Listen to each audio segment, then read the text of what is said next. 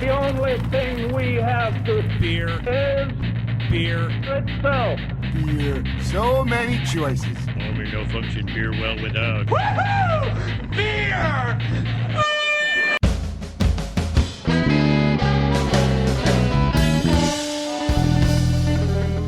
Hello and welcome to another episode of Beer Busters. We're going to bring you the news and reviews of your favorite brews. I am Dan Baker, and yes, I am joined by my co-host and brewologist, Steph Hefner. Welcome back. I know. Officially, actually, welcome back this time. I know. I take a lot of breaks, apparently. Yeah, Steph's got more important The things to do talent lately. of the show needs her time off every now and then. Wow. Remember who controls your microphone. I'm surprised it's still on. Yeah, right. And, of course, the demented and fermented. Wayne Baker. Wayne and I traveled far today.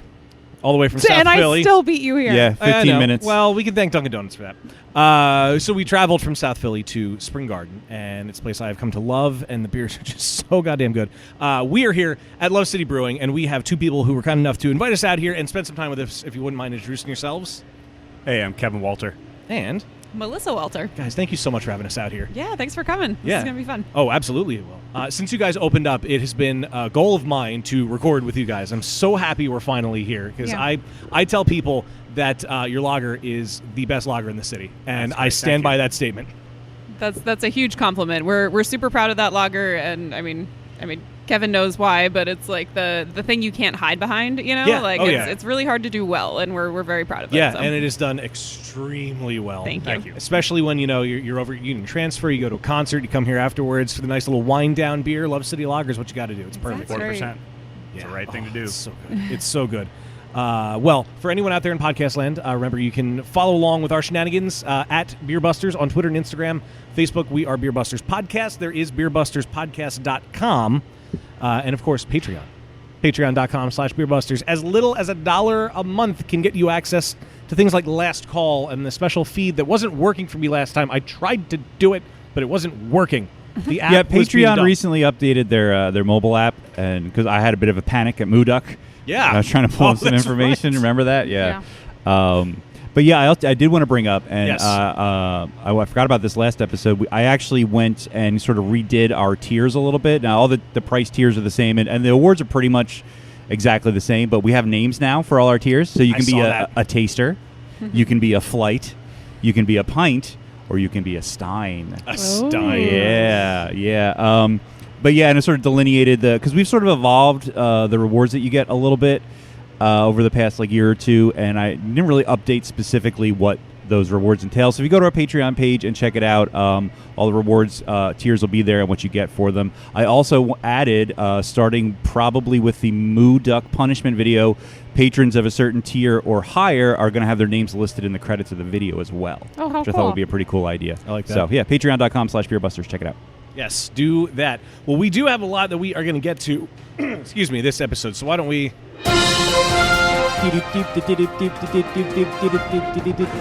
do some news. I remember a couple of years ago when AB InBev was buying stuff, and then they were like, hey, we're done buying craft breweries. Yeah, what happened to that? Yeah, what happened to that is right, because it was announced this week as of recording that they're going to try to buy the remaining shares of Craft Brew Alliance in a deal that will total upwards of $321 million. Damn. What's even worse is in August they said that they weren't going to do this exact move. They're going to buy the rest of Craft Brew Alliance that it does not own. There we go, $321 million. There's a lot of money stuff in this article, but it was the best written article, and my eyes are glazing over as I'm looking at it. So that's not the best way to leave. Wasn't the it story. like a sort of a shady? Didn't they sort of force the? I don't know the details either, but I They're kind of remember surprising. hearing There that it aren't was many details because it was a passively announced thing that news outlets picked up on, and they're expecting the deal to close next year. So I'm sure as time goes on, we're going to get more details. I got the impression that it wasn't like the Craft Beer Alliance was like, yes, buy us. They were like, no, we're buying you. Yeah. Essentially. there was something more or less. about if the shares were valued at X by a certain year, then they would have to buy it. But if they weren't, then I remember. I don't know the details either, but I remember thinking that's really weird. Yeah, that's why weird. would you set that up that way? And maybe if it was contingent upon the share value, maybe they manipulated that somehow. We're able to. It would not be surprising for AB to do something like that. Well, it's not surprising for them Go to figure. say, we're not going to do this, and then tomorrow And then we're do doing it. that. Right, Yeah. exactly. but for way cheaper. Yeah. Yeah, exactly. So this kind of goes into a whole lot that's happening in the beer industry. Obviously, there are these bigger craft beer breweries that are being bought up by the bigger guys.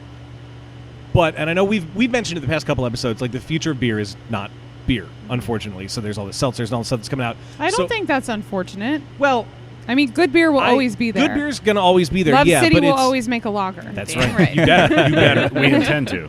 Good. Nice. Good. But I don't know how this is really going to work because so far everything that they're acquiring is still, I don't want to say just beer, but that's all they have in their portfolio from these breweries. Nobody got a chance to dive into the other stuff.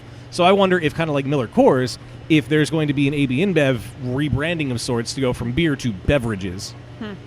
There might be. I don't know. I think it's interesting. Is this the first sort of umbrella group that they've bought up? Most of their craft purchases have been single Yeah, breweries. they were individuals. This is a sort of a consortium that they're now buying, which is sort of a different tack.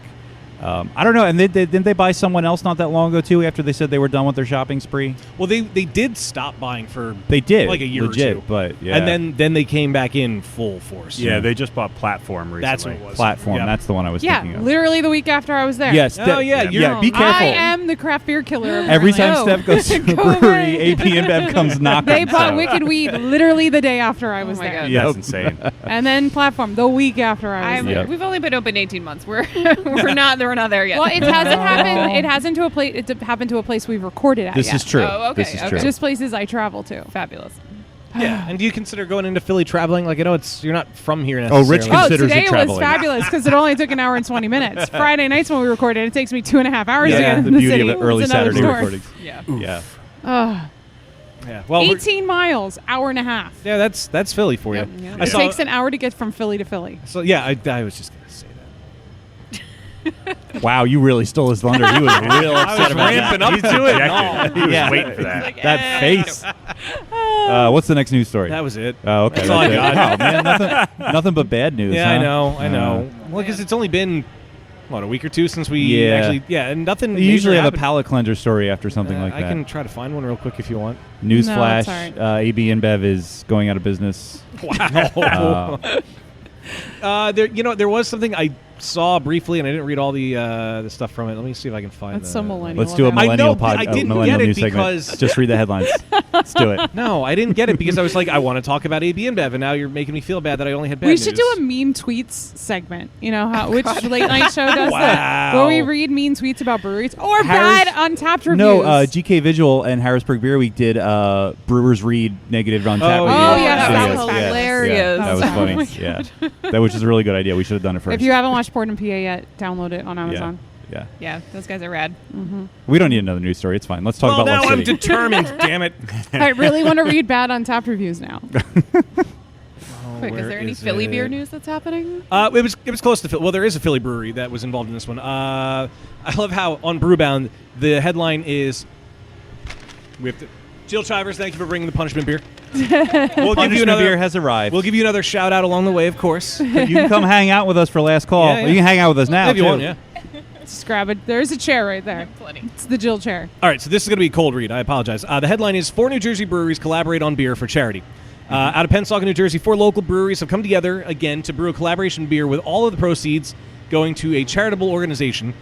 It includes Double Nickel Brewing, Cape May, Tonewood, and then, here's why I don't like the headline of the article, Urban Village out of Philadelphia. In Philly. Yeah, Yeah. 4 New Jersey breweries, of course. / not really. Yeah, the beer is going to be called Potluck Those Style guys. IPA called Friendsgiving. It's going to be released last week. Oh, yeah. 2 weeks ago. 2 Don't weeks we have ago. a bottle or a can of that in our fridge? Yeah, Dave from Urban Village dropped off a can of that last week. Oh, nice. rad. Yeah, I think beer I tasted have really that good. beer actually. This is old news, Dan. It is, but Brewbound only published it on the 14th. Not And the your beer fault. was released on November 2nd. So I'm done with that article. That's it. No more news. That was a failed experiment. Sorry, guys. I promise we're normally more together than that. Well, Fine, Leave it we're in. not. Well, I to an mean- extent. Leave it in. I mean, Well, we are here at Love City, and I'm very, very, very happy to be here. So you said you guys have been open 18 months. Yep. When did you get the crazy idea to open a brewery? Oh, And man. what did you do before you decided to Yeah. open a brewery? Oh man, Give it a so start. it was probably 2013 when we first started having like these serious talks about like, could we do this? How could we do this? What would it take to make this happen? So what's that now? 7 years ago at this point? Yeah. 6, almost 7. And so we were both working full time at the time. Kevin's been in the brewing industry for a while, but I was actually working as a therapist. So I'm a licensed counselor in Pennsylvania, and Oh, maybe we can borrow hour after the episode. No, see, now that's why I'm That's a new out of that segment. business. Yeah. Well, that could be an interesting business to have like the brewery and then the therapy office in the back. You like, know, I thought about it, you and then get a I was free like, beer I don't every want to do session. substance abuse guests. well, yeah. Fair. That's fair. That's not the right kind to do when you own a Okay. brewery. Nope, not at all. So that's where I came from, but you can talk about your background. So 2009, I got hired on as assistant brewer at Iron Hill and Media. Bob, who's a brewer down at 2SP, is actually the guy who hired me into the brewery there. So I got to work under one of the most award-winning brewers on the East Coast for my first job. I was an English major who had no idea what the brewing industry was going to be like. I was waiting tables there.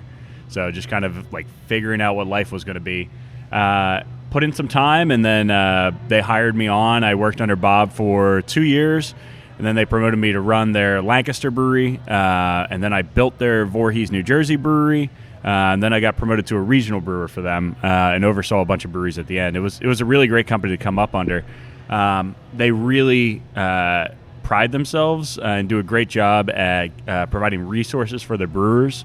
So I had access to all the education that I could get, and brewers that had decades of brewing experience. So if I had like a bad idea that I thought was a great idea, I had people who had been making beer for 20 years to be like, hey, what do you think about this? I'd be like, don't ever do that. So that was great for cutting my teeth. And then they gave me the ability to do the regional job, which was kind of like a more business-oriented training management opportunity, which really paved the road for us to be able to do something like this. Yeah. The fact that you kind of like touched every aspect of the business in that job is has been hugely helpful for us. Yeah, it sounds like it's a pretty great sort of setup to going into opening your own place. And Yeah. I feel like when you walk into this place, I mean, we've been to a million different breweries of different sizes and different backgrounds, and a lot of breweries are just like home brewers that were brewing for a really long time in the place, and a lot of times they're really successful. Sometimes they're not, because they didn't have those people to say, no, that's Sure. a bad idea. But this is the kind of place you walk in and it's like, these people know what they're doing. Like, you can just kind of tell just from the way everything is appreciate set up that. here. It just kind of feels like, yeah, okay. It doesn't always feel that way. Oh, I'm sure it I doesn't. appreciate Yeah. that. It looks that way. Fake it till you make it, right? Yep. Every time. Yeah, Iron Hill, I don't think they get the credit that they deserve in the market. Their beer is always stunningly good. They spend a lot of time and resources on sensory. They spend a lot of time training their brewers. But they've been around for a little while, so I think they suffer from the kind of curse that a lot of breweries that have been around for 20-plus years do, that they're no longer seen as as local as they were, as big Yeah. as they We're get. not cool. And I do, Yeah. I do More. feel like some people view them as like a chain, because Yeah. they have so many Yeah, locations, and yeah. it's sort of like the Applebee's of breweries. Yeah. Oh, Some people no. might think. No, I'm saying it's not that. I'm saying that it Don't. might have that No. sort of. Choose a better metaphor. All right. TGI Fridays. TGI Cheesecake Fridays. Factory? Cheesecake Factory. I do like the cheese. Starbucks. I mean, okay. Eh. I did my internship at the Lancaster Iron Hill. Oh, yeah? with Chad, yeah. Oh, nice. So Iron Hill has a very, very special place in my heart. I That's so trained cool. Chad to run that brewery. Yes. See? It's like Wow. So you 2 learned degrees of separation. Yeah. By proxy, you learned from Kevin. I did. Yeah. Is that Kismet? Can we call that Kismet? I just wanted to say that word. It's a good word. Yeah, it's like, look at me, I know words. I know a word. Oh, I love it. So, if the plans go back that far, serious conversations happened then. Yeah. When did you land on this spot? Oh man, we Long road. Yeah, it was 2016. We found this place. 2017, we actually signed the lease. So, and then we were in construction for over a year. Yeah. It's a long road. This building is gorgeous. We love it. It's absolutely Yeah. Oh, amazing. it's beautiful. It's also really old, and we had a few unpleasant surprises during construction. Man. Basically, where we're surprise. sitting right now was a So- giant sinkhole that Oh. surprised us. Yeah. Oh, wow. It's no longer. Don't worry. Yeah, we filled it. Believe me, we filled it in. It cost a lot of money. Yeah, so I mean, it was. I wouldn't have traded it for anything, but there were definitely times where I was like, "Is this the thing? Is this the thing that like completely sinks this entire project? Like, I don't know. Let's find out." Thankfully, it wasn't, and we're open today. The So sinkhole could sink Could the business. sink the business. Yeah, that is what they Yeah. do. It's right there in the name. Words and puns. What was- Got it? What was in this building before you guys leased it? So originally, this building was the HB Underwood Company. There's kind of two sections to the building. The first section over there was built in the 1890s, and the section we're under right now, the Clare Story section, was built in the 1910s. And that company made parts for the railroad, so like railroad engine, heavy machine. which makes because sense. we're super close to Union Transfer, which actually used to be an actual railroad transfer, and the elevated line is kind of right behind our building here. So it also used to be Spaghetti Warehouse. I know. And if you still so talk funny. to like Philly people, they're like, "Oh, where are you?" And I'll say Union Transfer. And they'll be, what do you mean? I'm like, Spaghetti Warehouse. They're like, oh, yeah. The key was All right, I sitting in know the right where trolley. guys If you are. got to sit in the trolley, your night was super made. cool. Yep. That happened once for me. And it was the HB Underwood Company until I think the 80s. And then it kind of... No, it was like food packaging in like the 60s or 70s. I No, thought. it was the 80s to the 90s. Oh. Yeah, so that cold box that's behind us was here. It was part of the food packaging that's facility that was here. convenient. Oh, yeah, that's nice. Yeah, that was a selling point. That was Kismet. Ah. We're going back to that. We got a candidate for the episode title. Exactly. Yeah. That was really my goal. Nice. And then it was an MMA gym was the last thing it was. Yeah. Oh, wow. It was- Yeah. There were when we first saw this place, it was drop ceilings. There was literally an octagon up where the fermentation platform is Yep. right now, like cage matches and Wow. all. Yeah. I could So totally it's, see with like a little bit different decor, this place could have like a Fight Club vibe. Oh Yeah, yeah. yeah. It's very CrossFit. Yeah, yeah. But yeah, thankfully now it's an amazing brewery, and it's we feel really lucky that we were able to keep this building as a manufacturing process, because like otherwise, what would it be? You know, offices and condos probably. Yeah. And B, just to keep it together in one piece. Like you don't find space like this in one piece in Philadelphia anymore. No, So not we this feel close super to Center lucky. City. Yeah. Yeah, to find a building this big to start a brewery in Philly just in 2018 or 2016 when he found it. Like, Yeah. that's a real good get. It was awesome. I really love speaking about how big the building is. The street that you actually come into to the front entrance is very small, cobblestone. Yeah. Mm-hmm. So when you first come in the front door, if you've never been here before, you're kind of not Right, expecting. like, oh, it's Yeah. gonna be a cute little place. You walk in yeah. and it's just enormous, but it's still cozy. It's because Yeah. you guys have that like the walled off section by the bar and the tap room there, which is Yeah. really cool. But And then yeah. you have access to this lot over here. Like I've been here for the punk rock flea market. Oh, yeah. Oh, You yeah. do really cool things out in the lot, so it expands the space even more once that door, the Yeah, garage door, definitely is can. up. That's Yeah. awesome. Yeah, we're lucky. Our landlords own the lot over there too, so they've let us use it for really cool events like the Bull Women and Beer Festival and the what was it, Dark Some Art Market. Oh yeah, the craft Yeah. market that we did. Yeah. Yeah.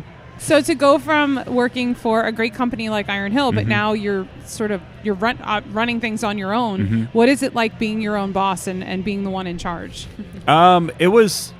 I had a lot of opportunity to do that with Iron Hill too, but the thing that I really like about this is we're a single location, obviously, for the time being, and we have the ability to be flexible. That was another thing that was really important to us, to kind of be able to respond to the beer scene as it is, and also just unilaterally, like this is the nice thing running any brewery by yourself, You get to unilaterally say kind of what make you're decisions. doing, yeah. But also, like, we have a really great team in place. And I knew as at the end with Iron Hill, I was a regional brewer, so I was overseeing a bunch of breweries for them, and I wasn't really making beer anymore. I was managing people, and I really grew to love that. So I love making beer, obviously, and that's something I still get to do a bit here. But I have a great brewery team, and managing people and seeing them grow is really awesome. It's super fulfilling. It's really fulfilling to like design a recipe, make a beer, see it ferment, see the beer turn out right, share it with people. That's super fulfilling too, but like seeing people start to do that themselves and do that in a way that they're making quality product and that's reproducible, and they have pride in what they're doing, that's super fulfilling. So that's probably the number one thing that I like about this job right now. Yeah. I mean, the other side of that is you get to make all the decisions. The other side is you have to make all the decisions, which some days I'm just like, I literally cannot make one more decision today. Kevin will be like, what do you want to eat for dinner? I'm like, I do not care. Like, I will Just put any food in front of me. in my mouth right now. I do not care. reached your decision quota. Seriously. I mean, it's a lot, but like it's fun. You know, it's sometimes exhausting, but sometimes a ton of fun. And you're just like, oh, what are we going to do with this? What direction do we want to go in? You know, we have those conversations all the time about who are we as a company? What do we want to do? What do we want to be about? And I think it's really amazing to be able to shape that direction. Speaking of who you are as a company and what you're all about, how did you set? I mean, obviously we know what Love City comes from, the city of brotherly love, but Yep. how did that come about as a name? Was it just sort of an idea that I literally was amazed that it hadn't been taken by point, yeah. 10 other businesses in Philadelphia. When we, back in, early probably 2014, 2015, we just started brainstorming names, and we like threw a list together and kind of polled our friends, and Love City was the clear winner, which, I mean, it's just perfect. Yeah, it's a perfect so name. perfect. It's also our kind of project. It's our love story. We're married. We've been together for, God, we've almost been married for 10 years now, which is Wow. crazy to me. But Well, congratulations. Thank you. Yeah, I took her to the bar for her first legal beer. So. No, we're babies. I feel old. So what I'm curious to hear what your experience has been in the beer industry, specifically, being in Philly, which arguably I think is the best beer city in the world. Agreed. And and owning your own business. Just I'm curious to hear your perspective on your journey with the beer industry and perhaps even the current state of the beer industry. So before I started waiting tables with Iron Hill, I was working at an elder law firm for 2 years. So English major, you can't really do anything besides do like administrative work or go back to college. So I was a legal assistant. So I got to see kind of what it was like for law firms, and it's super cutthroat, right? So getting out of that and like starting to wait tables and getting to the beer industry, I figured the beer industry was going to be like nobody talked to anybody. Everybody kept secrets. Everybody was super standoffish. And it's super refreshing to like actually see the way the beer industry here and all over the U.S., but especially in Philadelphia, is everybody talks to everybody. If anyone has a problem, I can call Yards, and I could say, hey, Mitch, what's going on with this? Can you help me out with the lab work? I can call Bob down at 2SP if my malt's delayed by a week or something. I need to get a pallet of malt. If they're making a really cool beer down there, or like Urban Village or Crime and Punishment, I can call those guys and be like, what are you guys doing? Like, what is this? This is really stunning. What are you guys doing? And usually you're getting an answer, which is unique in the beer industry, and it's super refreshing. And Philly is kind of like, it's a really big, small city. Like, everybody knows everybody. You're running into people all the time. And it's even a smaller beer scene. Everybody knows everybody.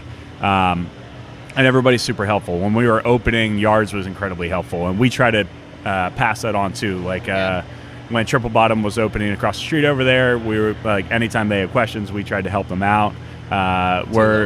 Two locals, yeah. There's brothers who are trying to start the first black-owned brewery in Philadelphia. Oh, wow. They're called Two Locals. Everyone should follow them and support them because they're rad dudes. Yep.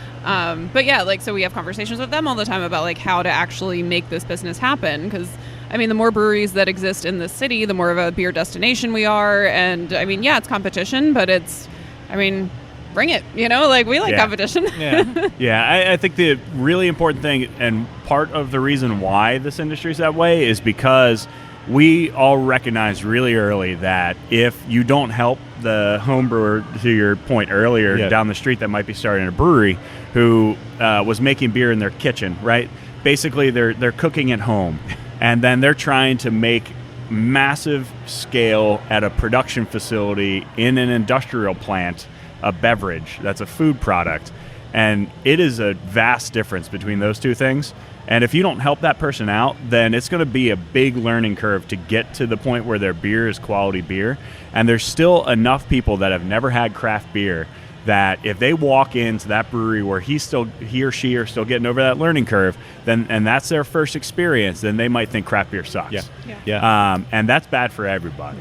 Absolutely, So I think that's a really unique thing that this industry, especially this area, really realized, is that by helping the new breweries out, they're helping everybody. Yeah, and when helping everybody also, and I mean, this is a conversation we've had numerous times on the podcast, because everybody pretty much says the same thing about the beer industry.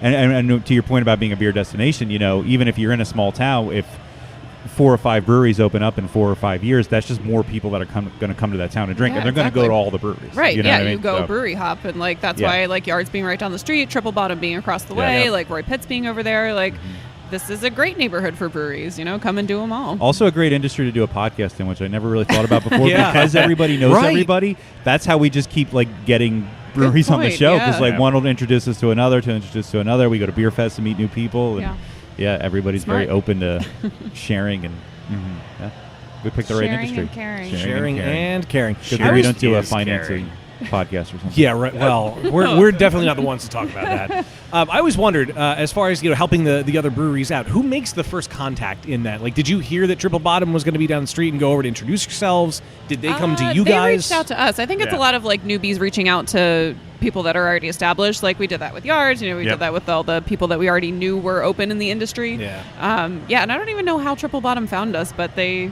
did, and they were just like, "Hey, we're starting a brewery too." That's cool. Yeah, I think we had dinner with them probably 2 years before they even found a spot. Probably. Something like that. Yeah. And they're fresh on the scene too, so that they've only been open 2 months months? now, Yeah, almost 3. right still around have there. not been down there. Yeah, they're cute. Perfect opportunity. Exactly. Yeah, they're right down the street. Well, do we want to grab some beers? Shall we? and Yeah, keep that's what I talking? was going Why to don't say. we take We have a more to little say, break? but I'm thirsty. Yeah, let's we'll do it. chat more over beers. Beer me! Beer me! Beer me! Beer me! All right, so top of the show, I freaked out about the lager because it's incredible, and I'm so glad that we now have some of it at the table, and I'm just going to hold it and cherish this forever. So how did this beer come into existence? So, You take barley. The thing about brewing is Wow. you combine it with water. Why? An enzymatic reaction happens. please don't. How technical do you want to get? Right Exactly. So the current craft beer drinker drinks differently than they did 10, 15 years ago. If you look in Millennials' fridge now, you're going to see like an IPA, hazy for days. IPA, but you're also probably going to see like PBR or something. Tecate. True. You're going to see like super easy crushable beer that they don't have to worry too much about. If they're like at the end of a long night and they just want to have something that's 4%, super easy drinking, then they've got that in their fridge. Whereas 10, 15, 20 years ago, if you go to somebody's house where they're drinking craft, it's probably just craft in their fridge, and it might just be one brand. Nobody's brand loyal anymore, which is fine. Yeah, you get because out there's there so and much you good try beer. like a million different things, but So the reason for this beer is to fit a niche where people who are conscientious about where they're purchasing a product from, they have a local option to kind of scratch that itch. This is made with 100% U.S. ingredients, which is another thing that was important to us for making a lager beer. So American malt, American hops. You can find a lot of these on the market now. They're starting to be like Founder Solid Gold, Pony Boy from 2SP is a light lager beer. A lot of them are made with European hops, which is great. The beer tastes great, but it was important to me to kind of make something that was more like a light body representation of a German Helles. Mm-hmm. So you've got light, sweet malt character that tends towards like breadcrumb, and then a touch of Cascade and Centennial in the back. And that touch of Cascade just gives you a little hint of like citrus and a little hint of pine, which like you really have to search for, but is just kind of a complementary thing. So we wanted this to be our flagship because we wanted a locally produced beer that we could just have as the beer in the fridge, where if you're just crushing beers during a game, this is the thing you can go to. Yeah, and Philadelphia is such a rich history of brewing, but it also has the rich history of being the place where the first lager was brewed in the country. So the fact that we can sort of continue that tradition, and I don't see a ton of just like classic golden light lagers in the Philly market, made by local Philly breweries. I'm sure there are more now than there were, but we definitely saw a hole when we were developing our beer lineup that we should probably do just a crisp lager. People would drink that. Yeah, and one of the things that was really great about my experience with Iron Hill is they've had light lager at Iron Hill forever. And they did that because they acknowledge that most of the people that come in are probably first-time craft drinkers. So we have a lot of people that come back. It might be 30, 50% of the people are return customers, but that other 70 to 50% is people that may have never had craft beer before. So having something that's kind of in their wheelhouse allows them to feel comfortable in a space and maybe branch out to something else too if they want to. But if it's not there, then they might just sit there and drink cider or wine, which is fine too. But if they don't have something that is like recognizable to them as beer, which is also part of the reason it's clear, then it's going to be tougher for them to get over that wall. We've been to a lot of breweries that talk about having that gateway beer on tap to get people that are coming in who might be intimidated by a craft beer tap list. And so, they have a lot of these like lager styles or like red ales or like things that are not super hoppy or not super dark. sort of in the middle. This might be one of the most perfect versions of one of those beers Yes. I've Thank come across. I mean, Thank it's a you. delicious, easy drinking lager. I appreciate it for being a nice, clean, traditional lager, but it also, has flavor. It's it's not a Budweiser.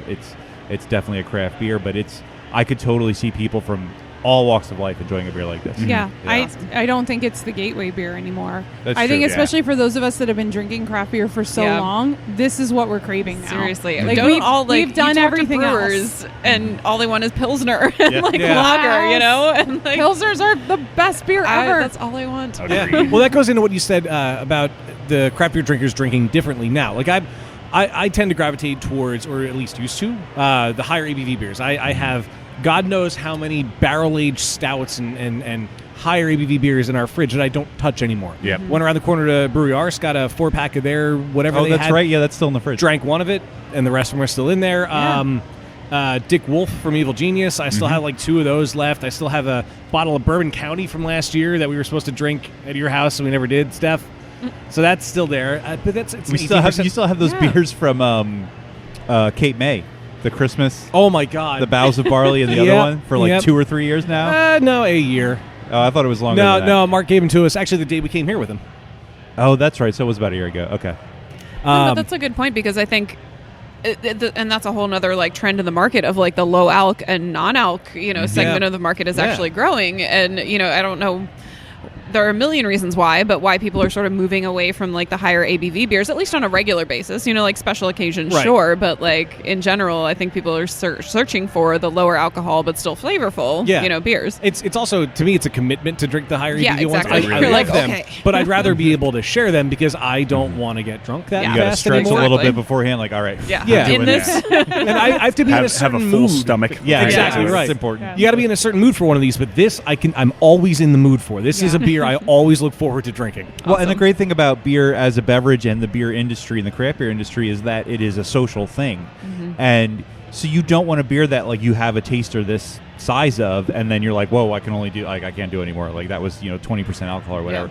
So having light, easy drinking but still interesting beers like this sort of emphasizes that sort of social aspect of it because Yeah. you could sit around and have a few Exactly. and be fine. Yeah. Yeah, and that was part of the reason we designed the tasting room the way we did. Part of the reason we are in existence as a company is like building a place that people can come together and build community around. And it's really easy to do that around beer. But to your point, like if all they've got to choose is high alcohol beers, then yeah, our place might be crowded, but they might get one beer. Yeah. So it's really tough to like meet new people if you're there for one beer. You got to be there for a little while. Yeah, yeah. So all that is to say, I definitely, we do want to try the Russian Imperial Stout. Oh, we will be Oh, getting we there, will. don't you worry. The Especially Wild since he used to work with Bob. Gravity. Yeah, That's actually Yes. it's a doubly good point now. So what are your favorite beers to drink and perhaps to brew even? Oh, geez. I mean, it depends on the season. It depends on what I'm in the mood for. But I will say that our Unity IPA is just one of my solid go-tos. Like after work, I don't want to think about it. I just want to sit down and have a beer with everybody. Like it's perfect. It's 5.5%. It's nice and citrusy hop character. It's just delicious. It's my go-to. if I had my druthers, I'd make nothing but Pilsner and English beer. And our And tasting nobody room, would come here. every day. and our Here. tasting, yeah. I'll And put our a tasting cot room would right be there. largely empty. yeah. But so that's kind of like my favorites. If we have something like low alc and English on tap or a Pils, that's what I'm drinking. I just drank Lock-In, our English. We call it a pub ale because if you say bitter, Bitter. really, Sorry. people get weirded out by that. Yeah. But it's basically extra special bitter. I am drinking that before we leave today. That's happening. Yeah. So that's what I gravitate towards, but it's very much seasonal. Like when we put out our Oktoberfest, that's a beer I'm super passionate about. Like I want to get that beer dialed in. I want to get all that right. So like when that's on tap, that's what I'm drinking. My first medal at JBF was for a Belgian triple, which I brewed out in Lancaster. So like when I brew triple, like I'm really into that, I might only drink one of them because that's the trouble with triples. Yep. The trouble with triples. That is a beer name. It is, yeah, That exists. we've looked it up before. Yeah, Oh, is it? That's is. great. Yeah. Yeah. I forget who did it. It might have actually been Schmaltz because they do the Star Trek beers, Yeah, Okay. like the officially licensed yeah, ones. maybe. Yeah, at Yard said Trouble to Yards. Nice. Yep. Which is, so, like, it kind of depends. Like, same thing Melissa was saying. It's very seasonal. It kind of depends on what we've got in the tanks. Yeah. Totally Wired, that's on right now. We do have to try that. Yeah, we should try Totally that. Wired. What's Totally Wired? Totally Wired is an English-style brown ale, 4.7% traditional English brown ale with medium roast coffee from our friends at Elixir, which is a small yeah. coffee roaster Yeah, up right the down street the here. street. Yeah. They have the best matcha lattes ever. Ever. I've never yeah. had one. Oh my god! Every time I'm in the city, I go to Elixir and get a matcha Yeah, latte. their love their coffee coffee. is ludicrously good. Yeah. That sounds amazing. And I can walk up the street and I carry back 20 pounds of coffee, throw it Stick in with the fermenter. Yeah. So we do a cold steep with that, with their Lunar Landing, which is a special espresso blend of coffee that they made. And it sat for 3 days whole bean in the tank. So the whole idea for that beer was like having a place that it's hard to tell where the beer ends and the coffee begins. So like, am I drinking cold brew coffee? Am I drinking beer?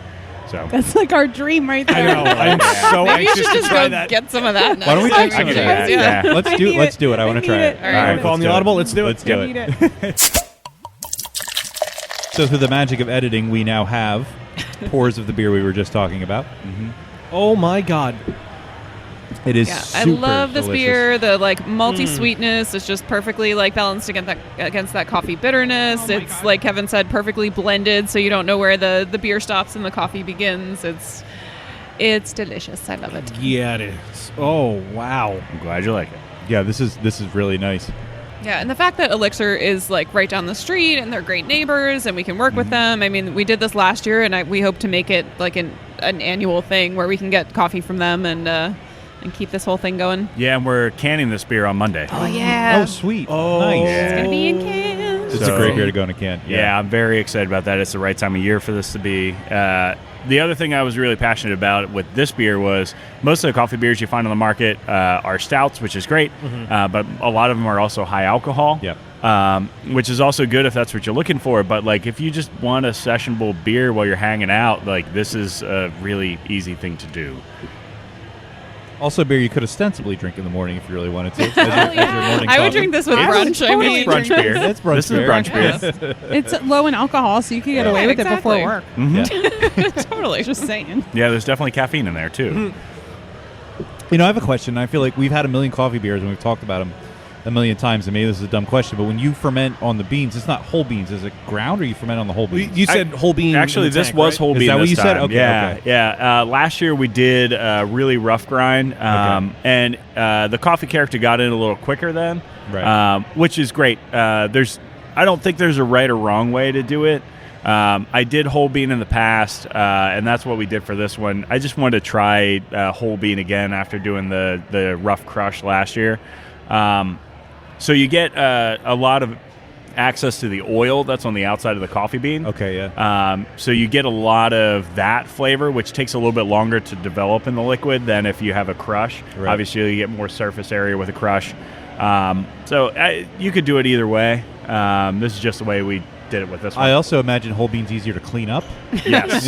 yeah. Yeah, there are certain beers that we won't brew again just because of of the the mess. nightmare of the mess. Last time I was at Otter Creek, they were brewing. They used to make a really, really good coffee beer, and they had to remove the whole bottom of the cone because it got Oh. so Oh, man. clogged. They couldn't get it out. And the guy was like up to his like almost waist, just in like In coffee Coffee grounds. sounds awful. coffee grounds and like Yeast beer. and- and Yeah. So we grossness. we bag the whole beans, so it's easier to pull it out of the Oh, tank yeah. at that Oh, point. yeah, that makes sense. I've seen people also do it hot side, like do coffee in the kettle or make a hot steep too.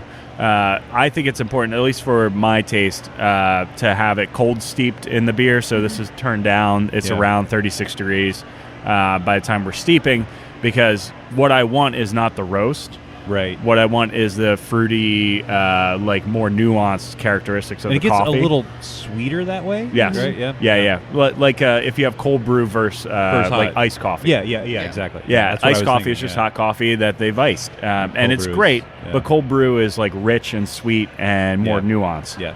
Yeah. And higher in caffeine. Yes. It's the same thing when you make tea too. Yeah, I've made my own exactly. iced tea and I've cold brewed it, and you get, especially like an herbal or a fruity tea, you get those nuances from the tea. Yeah. It takes a little longer, but I think usually you have to do it at least overnight, kind of like cold brew. But Yeah, Yeah, and the you- payoff is worth it. Yeah. Cold Yeah. steep, you get the reward for your patience is that you get better flavors out of it. yes, Agreed. patience. What's that? Yeah. Right. Yeah. This is the beer industry. Get it done. Yeah. Right. That's why we have hazy IPAs.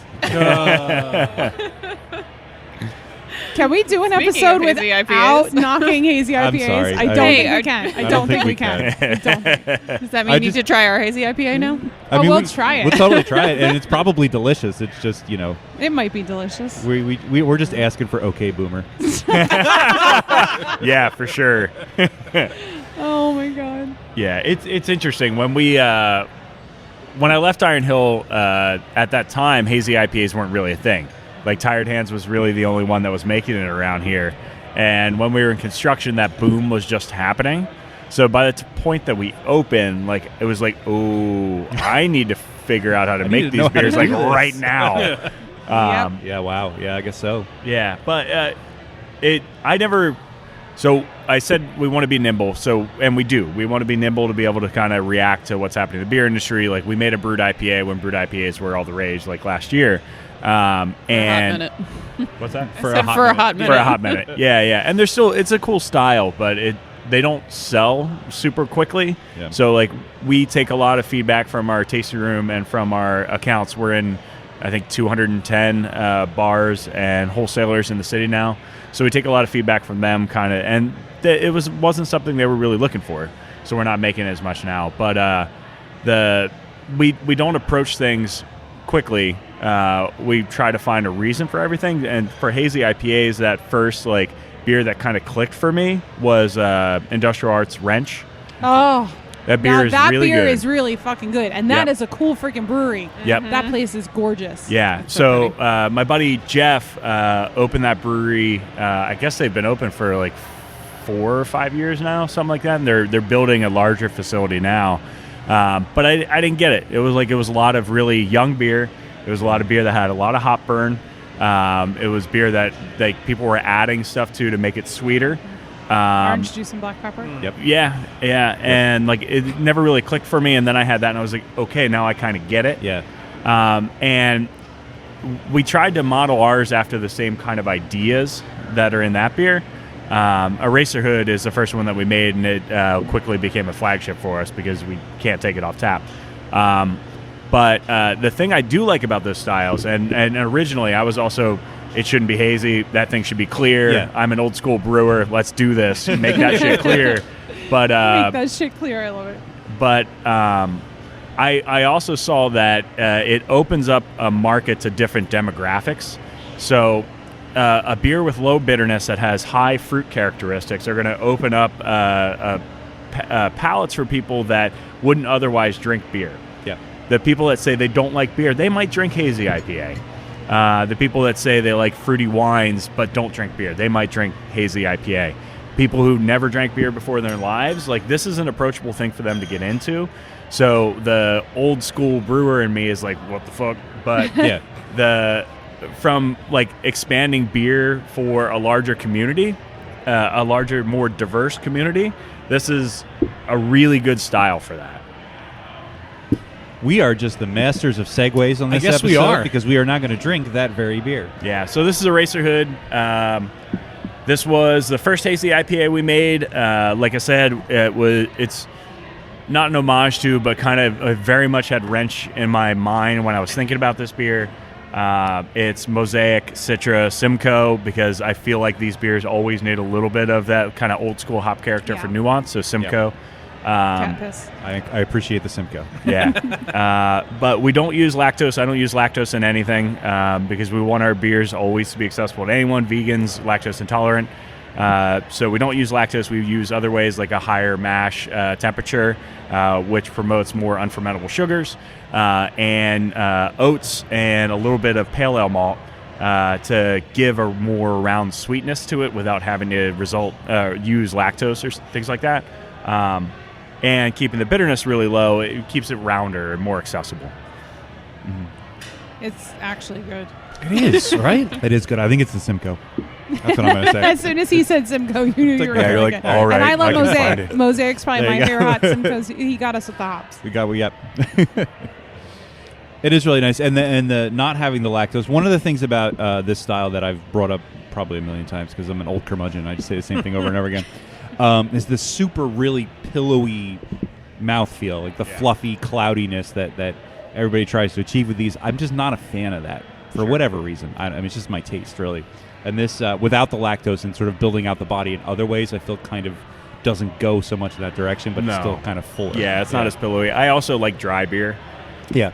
I like beer that doesn't have a high ending gravity. Right. So beer that's it makes you fuller if there's more sugar there, and it's harder to drink as many of them. Right. Yeah. If it has that big sweetness at the end. Yeah. Yeah. I mean, I've had hazy lactose fruited IPAs that I guess for what they are, they're good. I mean, it tastes like a fruit smoothie, which I guess is what you're going for. So cool, but like it's just not my personal like. I want 5 ounces of it, and then I'm like, And okay, then cool, you're done. I'm Yeah. done. It's like, it's like a really Yeah. heavy pastry stout or something. Exactly, Like, it might yeah. taste like a liquid candy bar, which is great. Yeah, but I if want to that's drink what a you beer. want, Right. but I would, Like- I just want a beer. What is the ABV on this? 7.2. Oh, So it's Oh, it's a bit of It's a up big there. boy. it'll Yeah. sneak up on you. yeah. Yeah. Did not expect that, and I'm going to slow down drinking it. We're professionals. It's fine. You're close to home. Yeah, but I also drove. Yeah, I mean, you could, Call an Uber. Just leave it slack. yeah, Call you an leave Uber. the car there. Yeah, You at can pack least the you don't have to equipment in pay the to back. park there. Yeah. That's true. We're on the street. Just have more coffee beer. There you go. It'll balance Reverse out, the right? effects. Yeah, totally. So, where did the name Eraser Hood come from? So the neighborhood that we're in actually has like 5 different names. Because it's in Philly. Yeah, exactly. Yeah, welcome to Philadelphia. Nobody We have agrees. conversations about this every time we recorded a brewery in Philadelphia. We do. What? It's every place, I swear. But like this place particularly is strange. Like it's some people still consider it part of Chinatown. Some people consider it Spring Garden because it's on Spring Garden Street. Some people say Callow Hill because Callow Hill is the other street that runs through here. But it also has the nickname the Eraser Hood. Because apparently David Lynch lived in this neighborhood when he was attending PAFA and was inspired by the bleak and industrial landscape of this area to Oh my God. write the movie Eraserhead. Wow, I didn't know that. Yeah. Yeah, So that's cool. fun fact about this neighborhood. So cool. And it's Eraserhood is like it's the weird, gritty, strange sort of aspects to this neighborhood. So we wanted to pay homage to that because we're all a bunch of weirdos anyway. I feel like we should drink the Unity while we're in the IPA clear range IPA? here. Well, for that, but also, I mean, Melissa did say it's her favorite beer, so I kind of want to try it. True. So you said you're in 210 various locations. Yeah. Is that all within Philly, or is that like the general There's, Philly area? It's almost all Philly. We're in a few spots outside of Philly, Cafe Lift in Narberth. We're good friends with people that run the Cafe Lift right here on 13th Street. 13th Street Kitchens, Michael Pasquarello.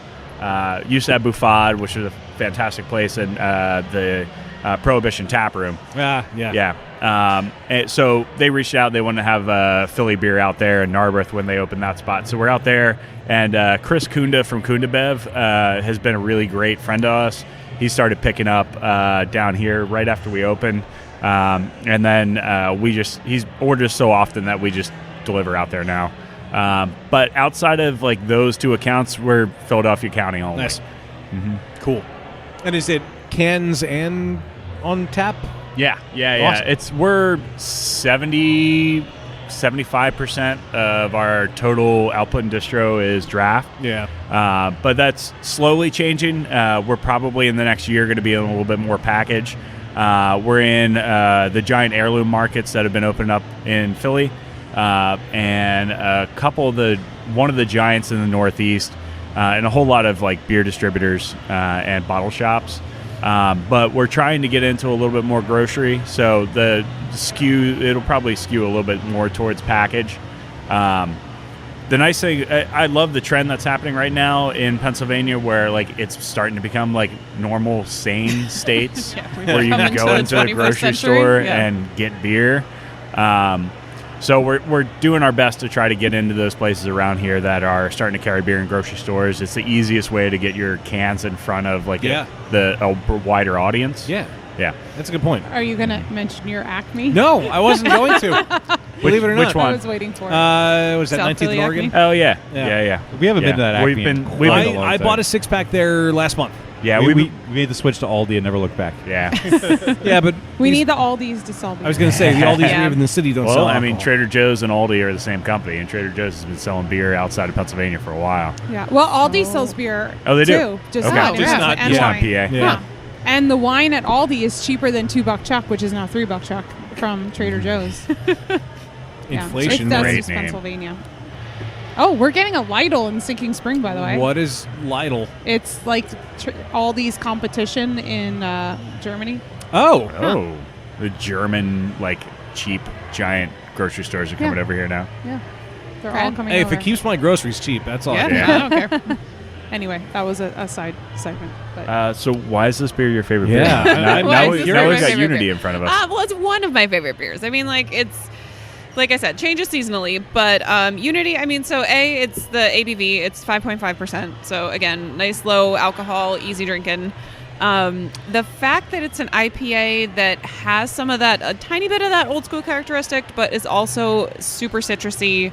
I mean, primary flavors that I get in here are like the grapefruit and orange and citrus. So that is just super refreshing at the end of the day. And yeah, I love it. and those flavors all blend really well. Yeah. It's not in your face. Yeah. Like you get some bitterness. You get Yeah, really, exactly. It's not like a fruit bomb, but at the same time, right. it's well like balanced. refreshing flavor, not in your face flavor. It's good. Yeah. It's crushable. Crushable. Oh, wow. Totally that was, crushable. that was a lot of the point. Yeah. We wanted to make a beer that was lower alcohol, and you could put in front of somebody who said they don't like hops, because most of the people who say they don't like hops, they're saying that because they don't like bitterness. Yeah. So this is a more low bitterness. Like the dryness doesn't come from bitterness; it comes from a lower like finishing gravity.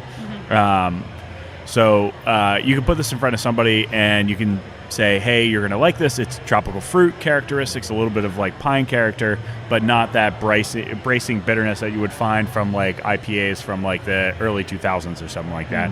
Yeah. And it's called Unity. Oh, and it's called Unity. And in 2020, no, I've just reminded. Oh, and it's called Unity. Yeah. I just reminded myself of something I was supposed to say. So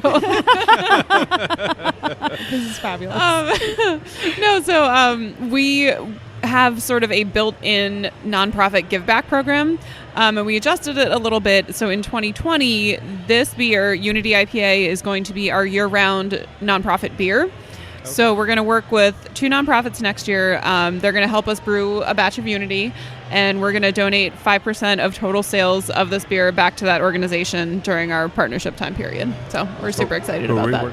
Who are we working with? So our first nonprofit partner of 2020 is Asian Arts Initiative. Really cool organization. They're right down on Vine Street, so they're our neighbors. Super supportive of obviously arts in the Asian American community. They do a ton of great stuff with the kids in this area. It's really cool. And second organization we're working with is called Bethesda Project. They operate a number of shelters, but one of them happens to be right down the street on 9th and Buttonwood. So we're going to be working with them in the second half of the year in 2020. So does location sort of influence which ones you choose? It does, although we also just put it out to our staff for a vote. We sort of gathered all these organizations that we thought might be good to work with, but then in the end we put it to our staff for a vote and said, who do you guys want to work with this year? Because we hope to really engage more deeply with them and kind of do a cross back and forth thing, like where our staff will go and volunteer with them and they can host events here and kind of back and forth. So we needed everybody to buy into that. So That's cool. I would love to see, almost every brewery nowadays does something with the community, some sort of outreach, some sort of nonprofit work or something like that. And it just always feels so much more genuine than other companies that do that sort of thing. Obviously big corporations engage in philanthropy just to a lot of times just to like say they do, to look yeah. good. But every time we come to a brewery and they talk about that sort of thing, like it's obvious that like it's things that you guys care about. It's things right next door. Yeah. You know, and putting it to the vote with the employees. A lot of breweries do that. They let the employees kind of input what they're going to do and the charities that they're going to support. So it's just really awesome. Just another aspect of the beer industry that's just really cool to see. It is. Yeah. I mean, it was hugely important to me, coming from the background that I come from with, working in mental health and seeing all the issues that happen in the city. It's a lot, and of course we're not going to fix everything, but I knew that we had to do something to at least do a little bit, give back. Yeah, you're doing your part. That's great. So this is New Noise. This is our Unity IPA that you guys just tasted, aged for a little over a month in a second-use rye whiskey barrel from New Liberty. So the first beer that was in here was our Russian Imperial Stout. We pulled the stout out, and then a couple of days after pulling that out, we just filled it with Unity. It sat for a month and a half, and then we dry hopped it with Simcoe in the barrel. Yeah, it's just got that nice, lightly oaky sort of flavor. The vanilla notes. Mm-hmm. Yeah, we're And just trying to play around with different a little flavor pepperiness from the rye, like that black pepper, Yeah. which is really nice. And of course, pleasant black pepper. black pepper, not orange juice and black pepper. New England IPA. Yeah, so we've been one of our brewers, Sean, is super passionate about barrel aging. So we've been trying to play around with beers that you might not expect in barrels, and just trying to figure out different flavor combinations that would expand people's palates and stuff. So this is one of those. This will be part of the barrel aged beer event that we're doing tomorrow. Yeah. You're doing a barrel aged event. We are. Yes, we are. Tomorrow, Sunday, November 17th from 12 to 4. Patriots and Eagles play later in the day, so we're not overlapping, God forbid. But yeah, we've been sitting on a lot of these for a while, and we wanted to just do a big event to throw them all out there in front of people. That's so cool. Unfortunately, by the time this comes out, I know you all have missed it. I'm sorry. That was 2 weeks ago. However, I have nothing going on tomorrow. There you so go. I might find my way back up here. Awesome. And then you can hang out and watch the birds if you want. Yeah. Go Birds. Aren't they playing the Pats? That They are is playing literally jazz. what you just said. Steph was too busy social I'm media. adding this beer to Good job. Untapped. Thank you. You're Oh, right. yeah, I It haven't does done not that yet. exist. This is Thank the first you. time anyone's tasted outside of staff. Oh, nice. Thank you. Yeah. Honored. We like an It is exclusive. amazing. Amazing. In the words of Mark Reeves. Amazing. There it is. Really nice. So the Unity itself was 5.55. 5.5. So this probably isn't super Probably high not because it much. doesn't really pick up much alcohol from the No, barrel. not after the second use. The first use it does. Yeah. Which you will taste when you taste our Russian Imperial Oh, Stout. I can't because, wait. woo. Yeah, I didn't think it did too much, and I was talking to my buddies down at 2SP, and they put it in an alkalizer and realized that their Russian, which is usually right around 9.5, was up around like 12 or 13. That much? Wow. That's Yeah. fabulous. Wow. Yeah. See, I always thought that the barrel aging really only added like 1% at most. Yeah, no, it's a Really? lot. Wow. It can Yeah, be. it's a lot. It can be. Yeah, I guess it depends how wet the barrel is, Yeah. how long it's in there, all Yeah. kinds of things. Yeah. Wow. But it's nice to have a barrel aged beer that's probably not super high. Yeah. It's nice Yeah, barrel this isn't going to put you on characters your ass. Yeah. without Yeah. yeah. Love City. We won't put you on your ass. Not yet. That's our tagline. Yes. But we can. We But we can. can if I you mean, we want can it. if you want to. It's this like the is really subtext nice. of it. There's a lot of complexity to this that I really appreciate. A lot going on. Yeah. Yeah, second-use barrels are fun to play around with because they don't have as much char character. You start getting some of the wood notes from the American oak. So obviously, you guys probably know, like when you're making a bourbon barrel or a whiskey barrel, it gets a really heavy char prior to the liquor going in there. When that gets pulled out, a lot of that char is still there. But after a few uses, most of that char character is gone, and all of the wet character from the liquor that comes out is gone as well. So what you have left over is a really cool American oak character with a little bit of notes that you might vanilla and things like that you might find from a whiskey barrel. So they're kind of ideal for very short-term aging secondarily. Not great for long-term aging because there's more microoxygenation that goes through a barrel like that than a wine barrel, which is thicker wood. So too much oxygen with barrel-aged beer is going to produce off characteristics for like sour and funky beers. Right. So they're not ideal for those, but they're kind of fun to play around with short term for clean beer. Plus, you get to taste the fruits of the experiment that much quicker as well. Yes, exactly. Which is always cool. Right. Yeah. Well, I feel like this is a good one to tide us over while we do a little bit of happy fun time. Yeah, let's do that. Let's do it. Hit the button. I know. I got to find the right button. There What it the is. heck? Fucking Google. There it is. Sorry. Cheers, Internet, and welcome to Happy Fun Time Games, the podcast trivia segment that is the will or principle or determining cause by which things in general are believed to come to be as they are or events to happen as they do. Huh? That's the dictionary definition of Kismet. Perfectly clear. Oh, jeez. I already forgot about that. Yep. So GABF happened last month. Mm-hmm. We didn't really talk about it much on the show. A couple of PA winners: Free Will, Cellar Works, New Trail, Helltown, Church Brewworks, Swashbuckler, and 2SP. I wrote them down. So Swashbuckler? Like Yeah. the Renaissance Fair? Go Yep. Brett. Yeah. That's Man. cool. I like their beer. That's awesome that They they won. won. They won silver for their Dunkelweiss. Whoa. Yeah. He makes great German beer. Yeah. That's because he came from Stouts. Yep. So I just wanted to give a shout out to them. Pairs well with turkey And legs. Obviously, everybody else who won. Giant turkey legs. I love my 'em. God, I haven't been to the Ren Fair too long. I love the Ren Fair. It's too cold now. Anyway, aside from recognizing the best of the best beers across the nation, the Great American Beer Festival provides an opportunity to recognize the best or worst in punny, funny, and outlandish beer names. Yes, it's libation or fabrication, what the people want. Oh, shit. Yeah, as usual, I've let the internet do the tedious research for me. The good folks over at porchdrinking.com have helpfully supplied a list of some of the wittiest brews found on the Colorado Convention Center this year. I've handpicked a few of my favorites and, of course, sprinkled in a few falsehoods of my own devising. So you must tell me which of these is real and which of these is a lie. Now, let's not forget, the winner gets nothing, but the loser gets punished at the end of the episode when we move into last call. Our punishment beer was provided today by our amazing patron, Jill Chivers, who recently upgraded her patron tier, so she gets a shout out. Her patronage has increased, so cheers for that. Yes, she thank you, stopped Jill. by. I don't think she stuck around. I think she said she had to leave. No, she's still sitting over there. Oh, she's still sitting she's over there. there. Oh, Oh, cool. okay. Okay, cool. So we might bring her over when we do last call. Yeah, or might as something, let her well. hang out. So she brought me this bottle of Elysian Oh, God. Punkachino Coffee Pumpkin Ale, bottled 7/16/15. Now, she messaged me the other day. Even worse is it was bottled in July. Yeah, in July. Yeah.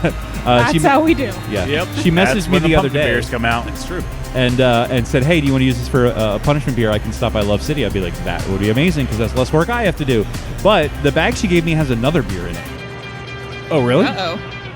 Yeah, so this one I'm a little less sure. So this is just called Pumpkin Ale. Where? Whole Hog Limited Edition. I don't really know. It was just in there. Do you want to grab her?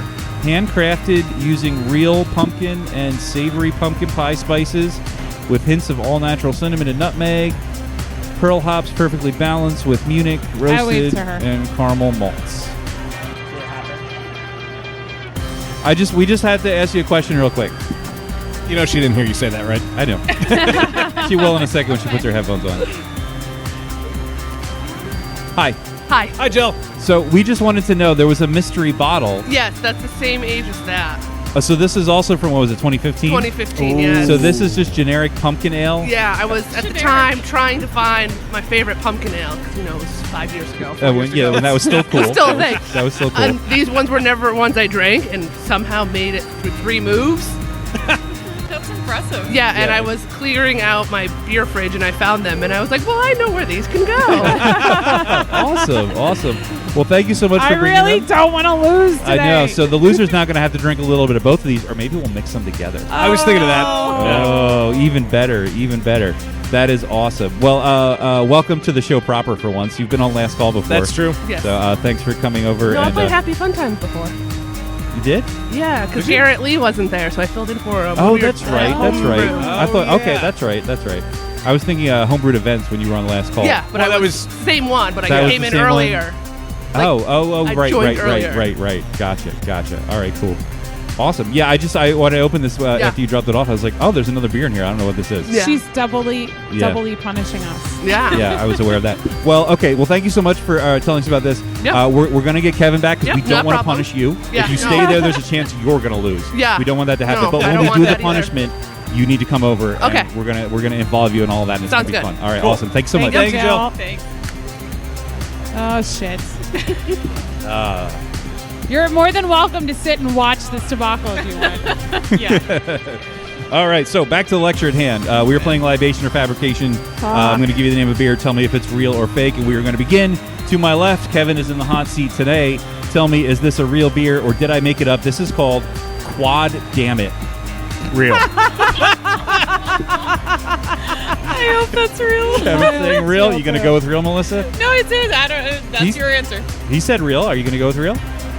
Yeah, real. All right, saying real. Dan, what do you think? I really hope it's real. I'm going real. I'm going Dan. real, too. Oh, everybody's saying real. Everybody is correct. Yes, I want it. I want it. I want That it. was I think that was an award-winning beer too. Yes, it was. Yeah, As because a- I was sitting in the whole auditorium, and it was pretty funny. Oh, yeah. Yeah. Nice. I imagined it would be. Yeah. A 12% ABV Belgian-style quad from Chicago Brewing Company in... Anyone? Illinois. Chicago. Las Vegas, Nevada. Yep, I don't know why. I have no idea why they're called Chicago Brewing Company. They should probably be called Chicago Style Brewing Company. They're not in- You did there. It's a dark strong ale. It won silver in 2013, bronze in 2015, and finally struck gold this year in 2019. Hey, all right. They also do port and bourbon barrel-aged varieties of it. So cool. Moving on to our next beer of the game, and Melissa is going to guess first on this one. This beer is called Impeachment Saison. Is that real or fake? I know there's like a ton of cocktails with like weird. Oh man, it's would have had to get through the TTB already. Oh. I'm like, Yeah. I'm like, and I do this, so I know how long that takes. I don't. Nope, it's real. It's real. All I right, think it's saying real. it is real. Impeachment Saison, Dan. I will also say real. Saying real, Steph. It has to be real. Has to be real. And finally, Kevin. Real. Everybody's saying real. Everybody's wrong. Oh no! Nope, not real at all. However, a nice peach and mint Saison. Right, like that's a- why I thought I was like, Yeah, hey, that'd but be somebody nice. did that, Yeah, right? yeah. It's timely. Also, a lovely way to take the edge off the inexorable deterioration of democracy. Moving on. It's gonna have to be a big saison. Yeah, right. Dan is, 24%. Dan is going to guess first on this one. Our next beer is called Bright D Weizensour. Oh my god. Oh my god. Is that real or fake? That sounds like you. That's It fake. does That's sound fake. like you. All right, Dan's saying it's fake, Steph. It does sound like you, but you're lazy, and we already had one fake one.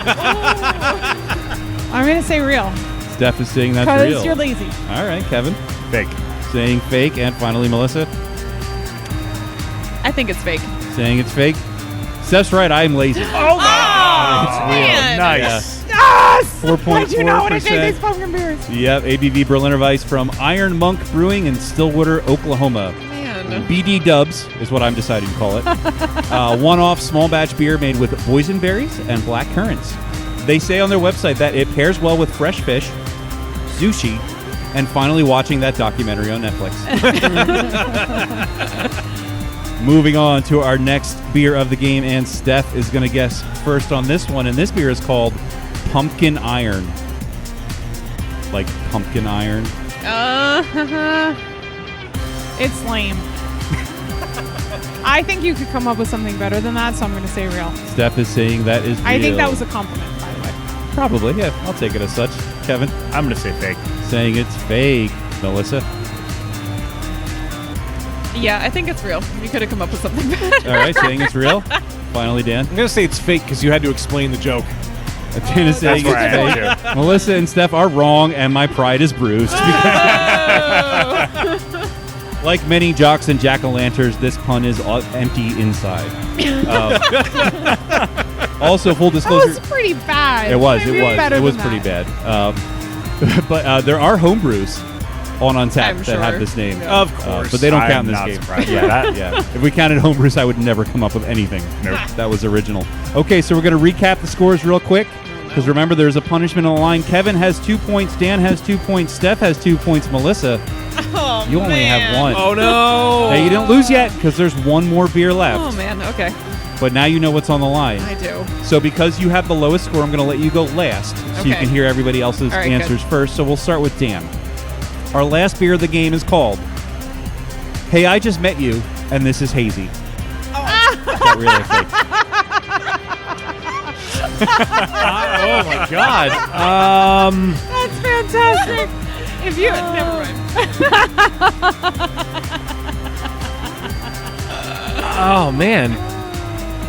How about I'm gonna say real. I'm gonna say real. Dan is saying it's real. I'm gonna Steph. say real. Steph's saying real. Kevin. Real. Kevin's saying real. All right, Melissa, here's the thing. If you say fake and you're right, everyone Oh. gets punished. If you Such say a real and dilemma. you're wrong, you I get get punished. punished. Yeah. It's like You're getting major punished. dilemma. Shit. Yeah, it's better I that you feel want to bring like- everyone down with Take you. us all down with you. You know you want Say to. fake. All right, I'll just say fake because it can't get any worse. All right, you're wrong. It is in Mean, fact- you set That me was up. very good baiting That there. was.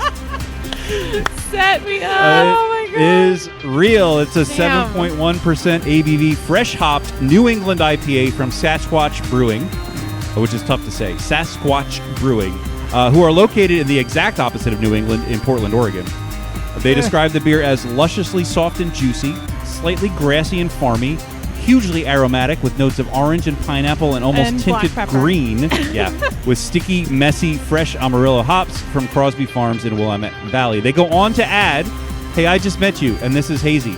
But here's our fresh hop beer. It's really tasty." Oh my god. It just keeps Yeah, going. It Oh keeps my going. They God. won an award, It's getting better. not a GABF, the Oregon Beer Awards this year. They got a gold, so good on them. So yeah, adding up the points, Dan, Steph, and Kevin all tied with 3. You know what that is? You know what that's called? That is called a German Sparkle Party. A German Sparkle Party. That's right, and the good kind because you're all winners.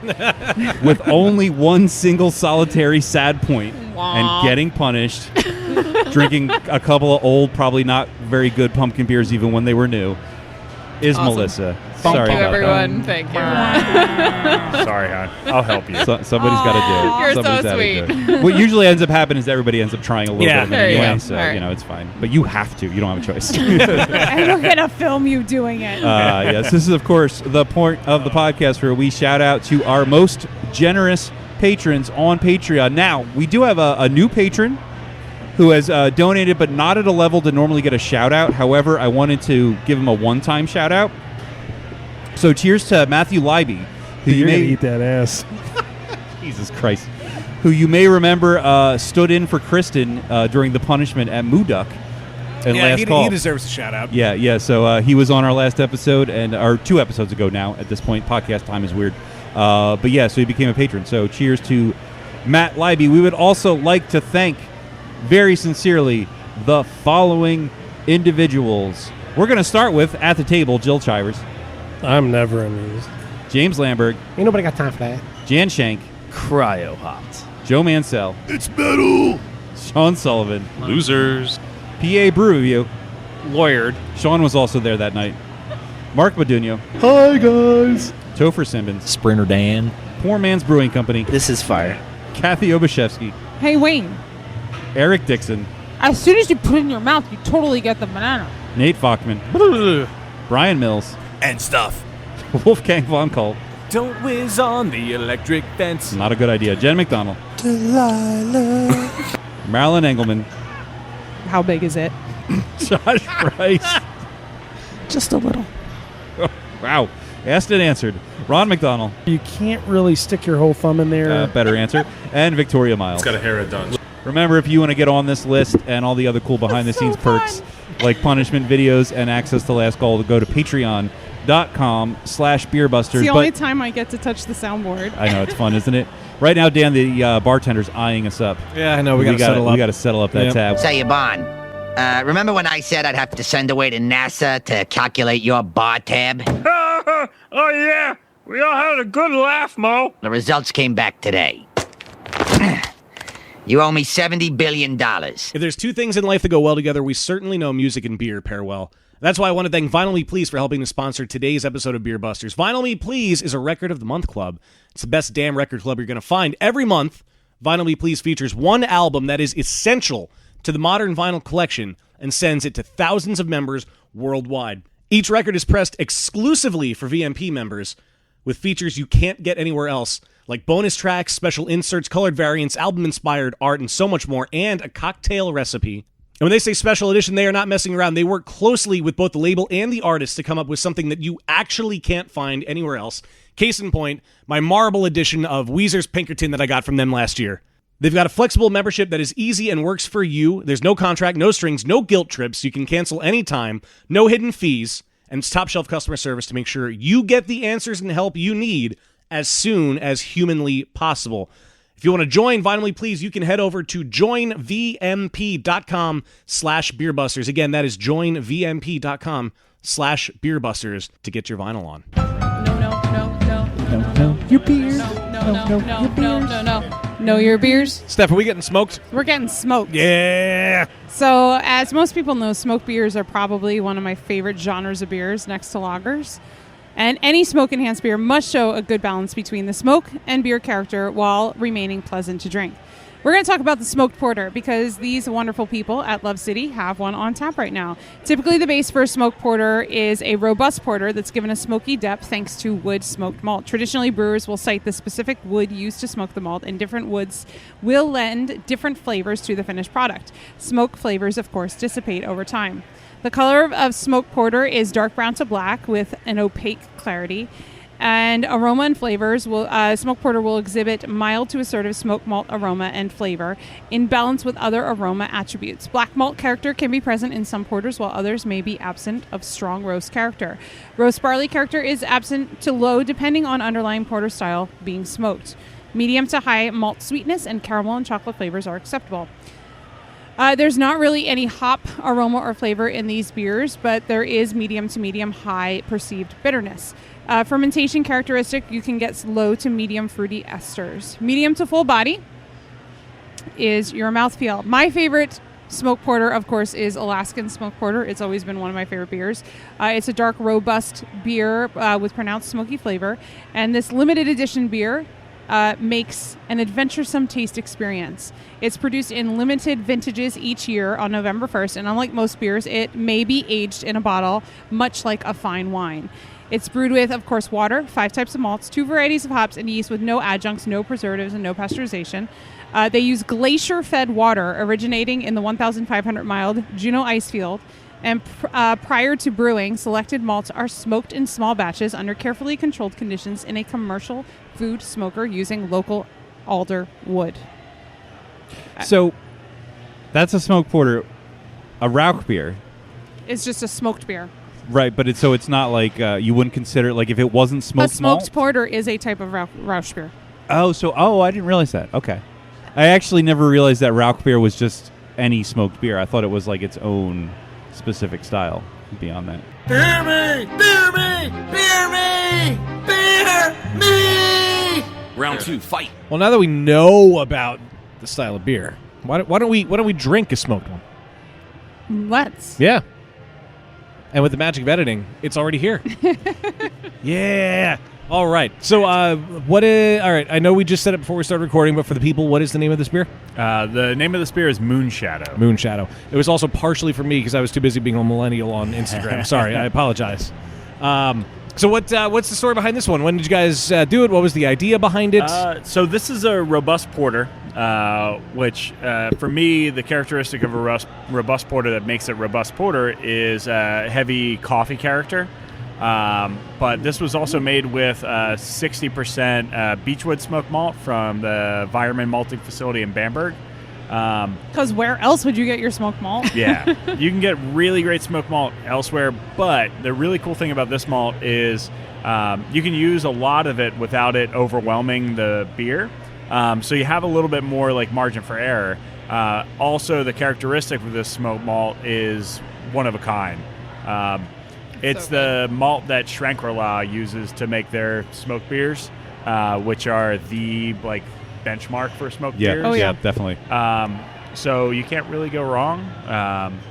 Yeah. So this is about 60% of that Beechwood smoked malt, which I think plays really well with the roasted barley characteristics and the black malt character that give you a lot of espresso and a lot of pale chocolate, which is that dark chocolate character going on.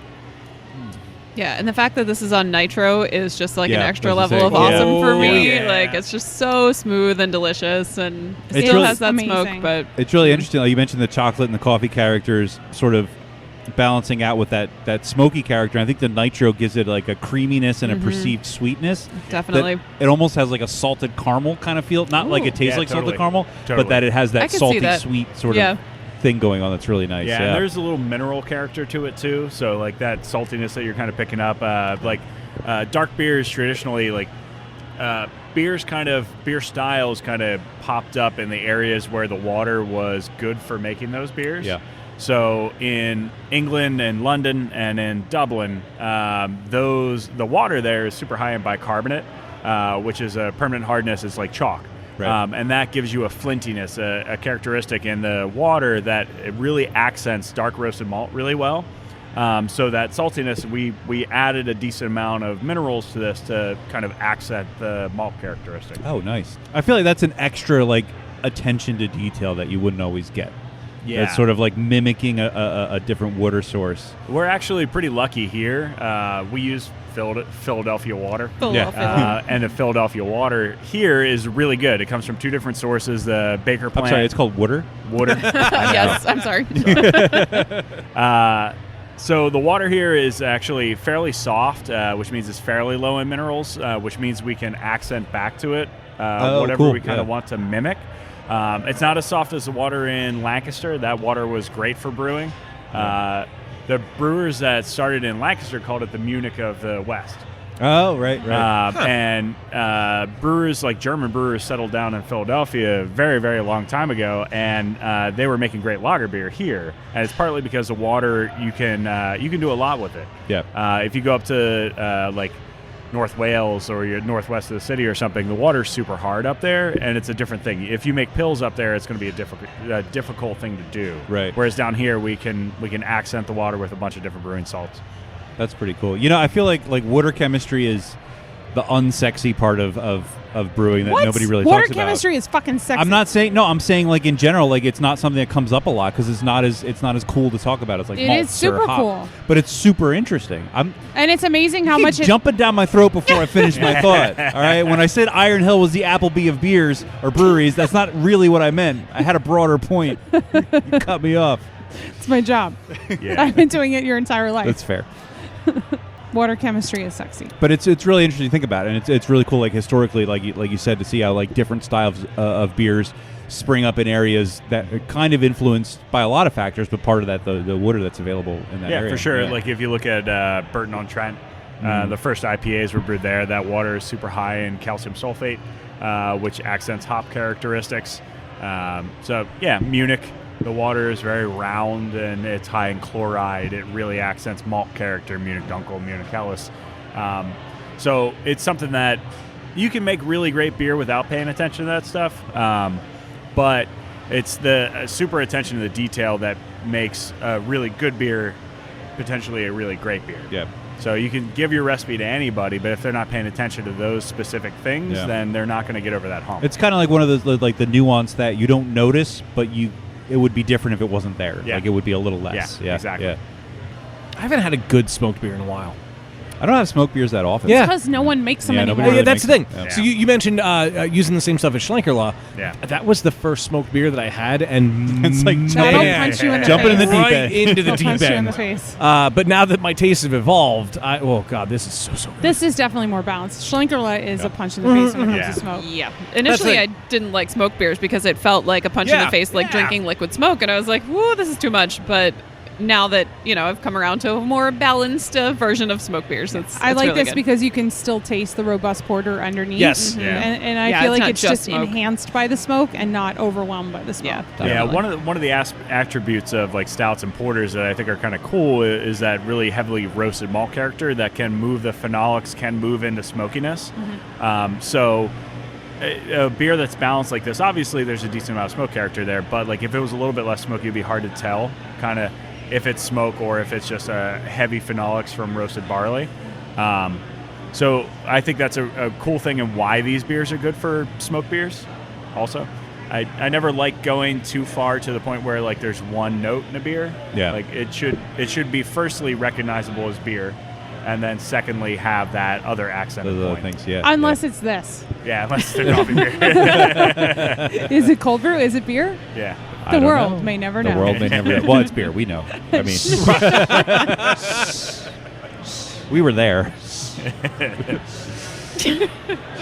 So I hear there's more barrel-aged fun things. There are. Oh, what are we man, going to we do can do next? that. Wild. Let's do Wild Gravity next. Oh, exciting.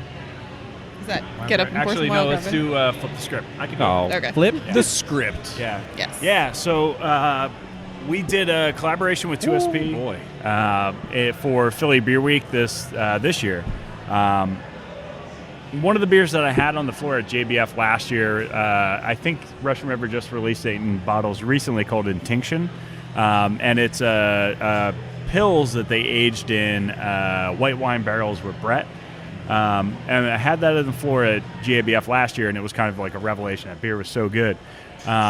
So I was sitting there with Ruby drinking that on the floor at JBF, and we were both talking about it. And we had done a collaboration before we opened down at 2SP, but we hadn't done one here. And we were talking, like, what could we do? What could we do?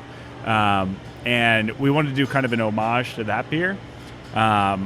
So this was a Pilsner that we did floor malted Pilsner malt. And we used Brett Dre to ferment this beer. We side streamed part of it, so most of it was done in stainless with Brett and Pilsner and lager yeast. But this was side streamed into a barrel, and we did a partial fermentation with Saison as well, Saison yeast. So this was 100% barrel fermented with like lager yeast and Saison yeast. So it has a little bit of like barrel character, a decent amount of funk. It's all Brett, no other bacteria. Yeah, still recognizable as a Pilsner, but definitely with that overlay of like funky Brett characteristics. Oh, wow. I always get kind of antsy with anything that's got Brett or anything that's sour, just because I've had bad experiences in the past. Antsy. Well, I mean, his GI tract is not the best. You're not wrong. So taking a whiff of it, it's a very, very like puckery aroma. It smells, yeah. Yeah, and I was afraid to take a sip, but it's a very, very well done, subtle, balanced I was going to say flavor. before I actually sipped it, I was smelling it for a while, and I was like, "This smells super tart. That super like Smarty tart candy type smells." But I was like, "I bet you it doesn't taste like it smells." No. Oh, I was afraid that definitely it different. I was, and I was right, and I'm proud of myself. Congratulations. Would you like a cookie? Good job. Yeah, it's not super tart. Like it has a little bit of dryness from the tartness from the Brett. One of the things that I think is really important about barrel-aged beer is that there's balance. Yeah. So if a beer is tart for tart's sake, then it's not pleasant. Yeah. If the tartness is something that accents and adds to the other flavor characteristics, then it can be a really pleasant thing. But if people are souring for sourness sake, then good for them. It's not something I want to drink. Jen will drink it. That's true. I just got the most pleasant pineapple flavor in the last Pineapple. sip. I think Definitely. that's. I was getting a Like fruit, and I fresh couldn't put my pineapple finger juice. on it. And it's amazing. It's like a Dole Whip. Wow. It's amazing what Brett can do. Yep. It doesn't just have to be like a funky cheese whatever bomb. Yeah. It can be like delicious If fruit characteristics. if you're delicate with it, or you know what you're doing, you can get a lot out of it. Yeah. So how do you come up with shit like this? Like, what inspires you to do this crazy Community. stuff? Yeah? Yeah, You're inspired so- by those around you? Yeah. Like, so we were inspired by Russian River for this beer, and then me and the 2SP folks put our heads together and figured out like what would be a really cool thing that we could do. They actually have a 100% fermented version of this in gin barrels that Ruby hasn't taken out of the barrels yet. Oh, that sounds good. So like we each side streams part of it and tried to do something unique with that wort. We did just lager yeast with Brett and stainless, and that beer was out for Philly Beer Week. We were really amped about that beer. And then we side streamed more of it to do like 100% barrel fermentations, which I feel like is something that you don't find a huge amount. So we're trying to play with that. We have the ability with this size system to side stream without losing the ability to sell the clean wort. We don't have a huge amount of time. Like we're trending towards close to 3,000 barrels. So on this size system, like you can do that pretty well, but it takes a lot of time. Yeah. So having the ability to side stream a little bit lets us play. So we didn't know. We didn't know what this beer was going to turn out to. Yeah. We had an idea, but it's experimentation. Exactly. Yeah. And the Pilsner base, I mean, I think that gives it makes it less aggressive, maybe. Yeah, less punchy. Yeah. Well, and your beers finish so dry, and I think that helps too. Yeah. Because I think that fruity, the pineapple character could linger and take it into something unpleasant in the finish, but it doesn't do that at all. Yeah. It's so nice. And I really appreciate the difference in the perceived like puckeriness or jowliness in the aroma versus the taste, because I feel like that's more pleasant in an aroma anyway.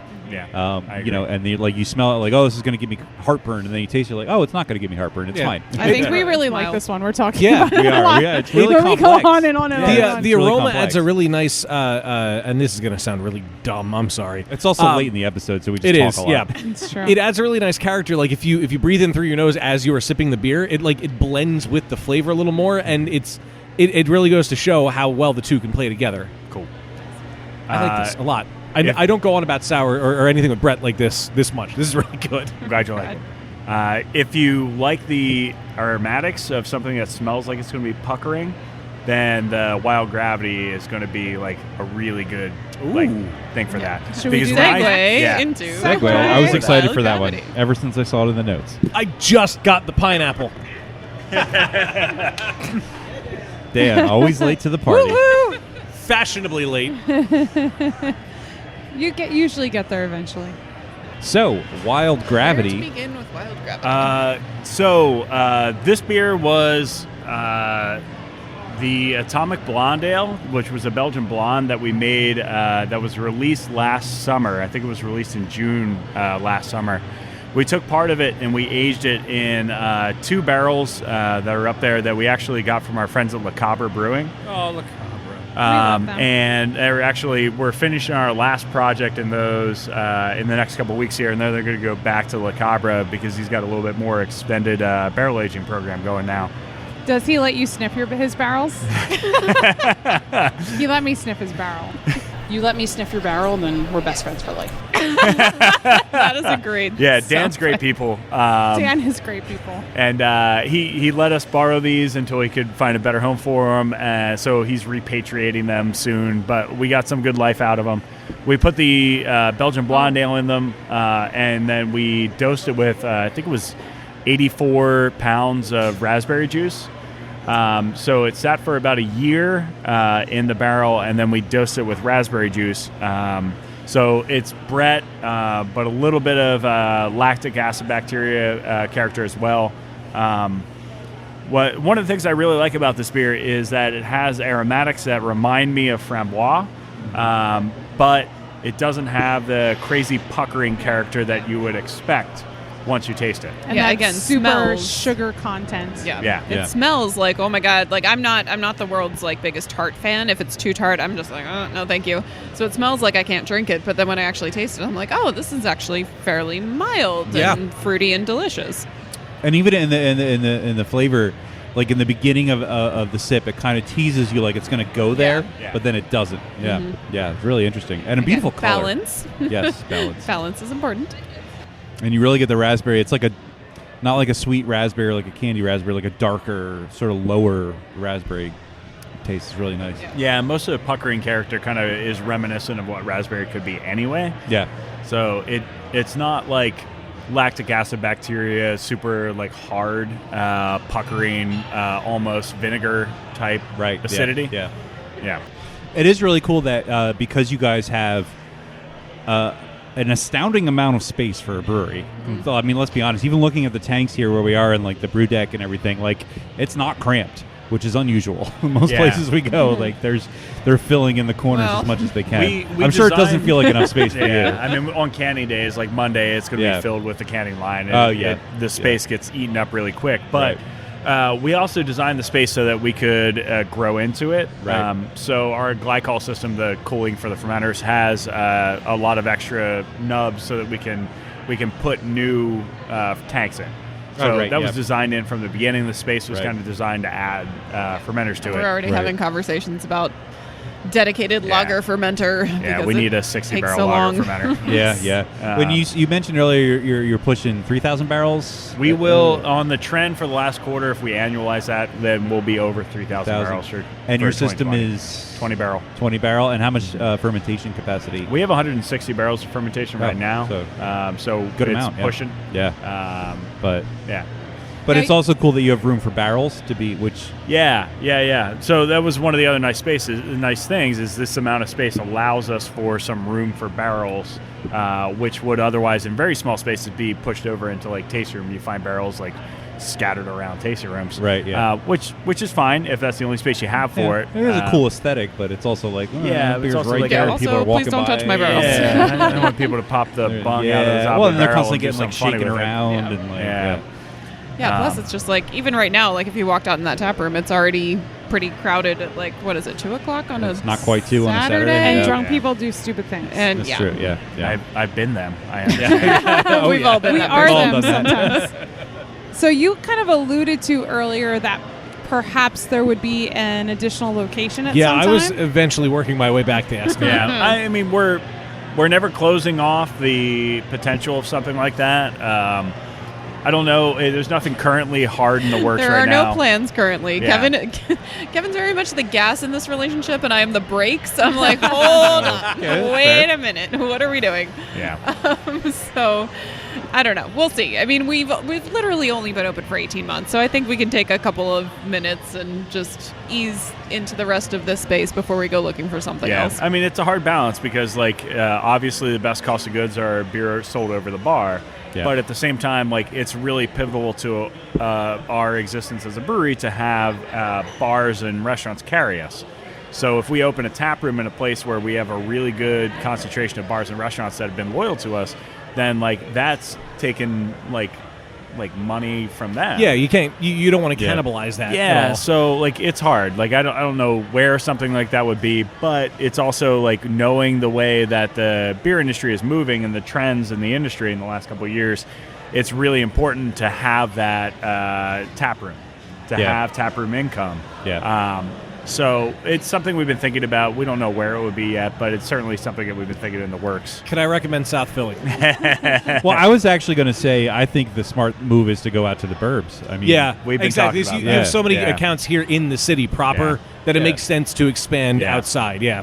And you guys got Second District down there. You got ours down there. We do have those. I can stumble honestly, to both of them, and I have. Yeah. I mean, an Uber here is not expensive. Yeah, exactly. It's easy. Plus, it makes it more of a destination. Like we mentioned earlier, having the other breweries along Spring Garden makes it more of a day. It's more of an event to come out and do. Yeah, you come out. Yeah, and Dock Street just opened there. Oh, that's right. The location down there. Yeah, y'all are fine in South Philly. Yeah, we're fine. We'll be all right. I don't know if we're fine in South Philly, but we're, as far as beer goes, You got we're okay. breweries. There's There's places to plenty of beer. drink Which is all you can really do in South Philly is drink. and eat cheesesteaks. There are some pretty banging sloppy restaurants and stuff. I don't let myself eat much red meat anymore, and I feel so old saying that.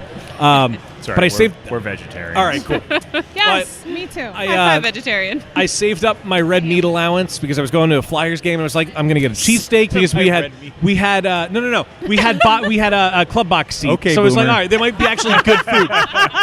So I go in and I buy a cheesesteak, and it's the worst cheesesteak I've ever had in my life. Of course it would be.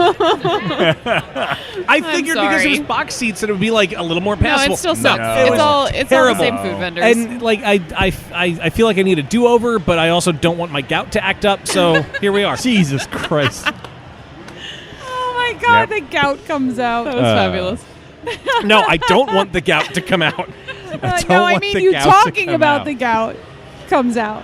Oh man, The gout comes out. that was fantastic.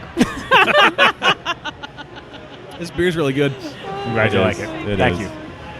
Oh my God. All right. So if anybody out there wants to follow Love City, where can they find you guys on the internet? On the internets, we are on all the social medias. Even Twitter.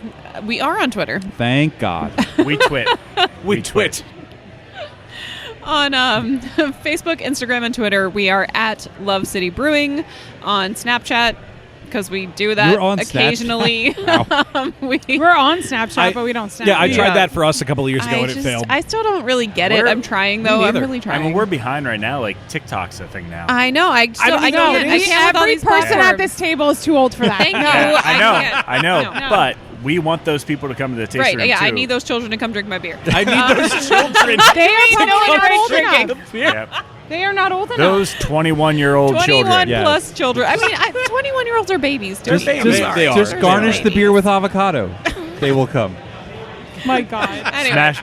This is our at avocado Love City toast Brewing beer. on Snapchat. We are at Love City Brew on Snapchat, and then our website is. I'm totally. Do you actually lovecitybrewing.com. snap? I'm going to Do follow We you do guys. occasionally. I mean, will. we're I not will great, also but- just like let you know that none of those people listen to our podcast. All right, We fair are enough. not young and hip enough we for got that the demographic. Facebook and Instagrams and Twitters though, so there's There it is. I Love am City now Brew. following Love City Yep. Brew on Snapchat. So am I. rad. Nice. Yeah, and obviously we are located in the Callaway section of Philadelphia. Our address is Spring Garden Eraserhood. or Eraserhood Eraserhood. or North Chinatown or 1023 Right near Hamilton Union Street. Transfer. yeah. It's okay. Spaghetti Warehouse. Yes. Spaghetti. Right around the corner from the Spaghetti Warehouse. Just Uber here. Yeah, just take an Uber, and if they drop you off on Buttonwood Street, just walk across to Hamilton Street, Yep. and you'll find us. It'll be fine. Go through the parking lot. Look for Exactly. the cool big wooden door. By the Yes, way, that we door do is have some really cool cool. wooden Yeah, doors. yeah. Now, I know we mentioned earlier that as of recording, tomorrow is the barrel event, which I will hopefully find myself at. But do you guys normally do that kind of event or any events in general up here? I mean, we do a ton of events. This is our first barrel aged beer event because we've been only open for 18 months, so we've had Right. to have some time to develop this stuff. But we do a ton of interesting events. What did we do? We did a big Halloween party, which was epic and amazing. We are also doing a big New Year's Eve party, which I think is our next big event. So we're open until probably 1 a.m. that night, and DJ, dancing, special beers, fun times. Also our anniversary. And That's why we also do that. our anniversary. We got married on New Year's Eve in Aw. 2011. Oh, that's cool. So- Congrats. But Kolsch Fest is another cool thing that we do. So we did it the first year we were open. We did it this year. I've never been, but I've always been really fascinated by the tradition of drinking Kolsch in Germany. So from what I understand and from what people I know have been there, go to like a Kolsch bar or brewery and there's like one beer on tap and it's Kolsch. And you go there and you get like an 8-ounce Stang. And they refill it until you put your coaster on the top, and your tab at the end of the day is the coaster they've marked for the number of beers that you drank. Oh, that's cool. So it's only time during the year that we do table service. So we fill the 8-ounce Stangs, and we have Kranzes, which is the trays to carry the beer around. And we did it this year with Kolsch and Oktoberfest. So you could get whichever one you wanted, and you just had your coaster as a marked thing for your tab. Because this at is the end. America, we still need a choice. Yeah, you need a choice. Yeah. Yeah, and we have special glassware for the event. We had Moms here, which Oh, is the our pierogies, they're so good. amazing pierogies. And that is a passion project for us because it's like a fantastic beer. Kolsch is something that more people should drink because people really love Pilsner, but they don't realize that Kolsch is like the German ale version of Pilsner, kind of. Yeah. So it's a passion project for us. I also think people should drink more alt beers. I would agree with that statement. And as far as other like passion project events go, I just have to mention that on May 16th, 2020, we're still a ways out, but we will be having the second annual Bold Women and Beer Festival in the parking lot right next door. Yes. Awesome. Where we highlight. We need to be here for that. You should. We should do like a I'm thing. glad you're writing down the podcast date or because I've something. already forgotten. I'm putting it in our calendar. Okay. So we just highlight all We're of recording the, here. I'm telling you Yeah, that if you now. want to I record love here it. for that, That'd do be it. cool. Yeah, let's do it. Yeah. Yes, So- we were invited last year and we couldn't make it happen. Oh. We are making it happen this year. I hope so. I'm putting in my our calendar. Yeah, right so just now. highlighting all of the women that are already in the brewing industry in Pennsylvania. It's the first women-centric beer festival in the state of PA, so we're very proud of that. Cool. It's cool. Oh, that's awesome. Well, for you out there in the podcast land, remember you can also follow us if you are so inclined at Beerbusters on Twitter and Instagram, Beerbusters Podcast. On Facebook, there's beerbusterspodcast.com and Snapchat, Patreon. MySpace. You could try Snapchat if you want. Maybe someday one of us will resurrect it. Both of those things do actually exist. You don't use your Snapchat I anymore. deleted my Snapchat app. Snapchat is the best app ever. Snapchat. Download the app, and I then love you will it. be our Snapchatter. Our snap. I don't want to Stopping myself before I'll be your snapper. You'd be a good snapper. Isn't that a kind of fish? Snap us right now. Red I don't snapper. have Snapchat. I told Download you. it right I now. deleted So my app. re-download it, and I'll Right give now. you the password. The password's the fucking same as everything else. Oh, well, I know what it is. This could be so fun. Our business is so secure. We use the same password Can I for sign into everything. 2 Snapchat accounts? No, No. Jesus Christ. Because No, I it's don't just remember one. my Hit the Snapchat button. password. Unfortunately, my friends. No, we Unfortunately, still have my other friends. things. Don't forget to rate and review us on your podcast app of choice, but do the same We for haven't all even got to podcasts the that Russian listen to. yet. I know. That's why that needs to be last call. This is the real reason we do last call. yeah, right. Because we're a hot mess.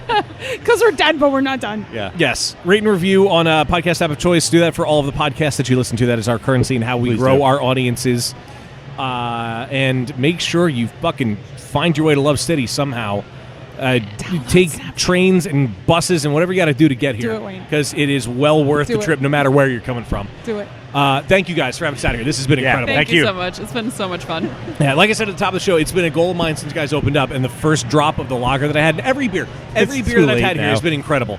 But that I was going to lager say, is give us just a something review, special. even if it's this review from Ed Edel that just says, "Great stuff, y'all." But he gave us 5 concise. stars. I like Five it. stars. Obviously, really liked It's it. concise. But unfortunately, this does bring us to the end of another episode of Beer Busters. And like I said, you got to get yourself to Love City. And if for some reason you don't think you can do that, you got to find the beer out and about. It's in 210 places throughout Philly and surrounding areas. And who knows, maybe in the next little while further. We'll see. When you open your second tap room in South Philly, then your third somewhere else. Right. Yeah. Well, I am Dan Baker. I am joined by my co-host and brewologist, Steph Hefner. and the demented and fermented Wayne Baker. Remember, no squids were harmed in the making of this episode. And we'll see you next time. Log in your damn phone so I can download Snapchat. Oh, Jesus Christ. Here we go. Here, take that Russian. Oh, Jesus. I need my passcode or my face.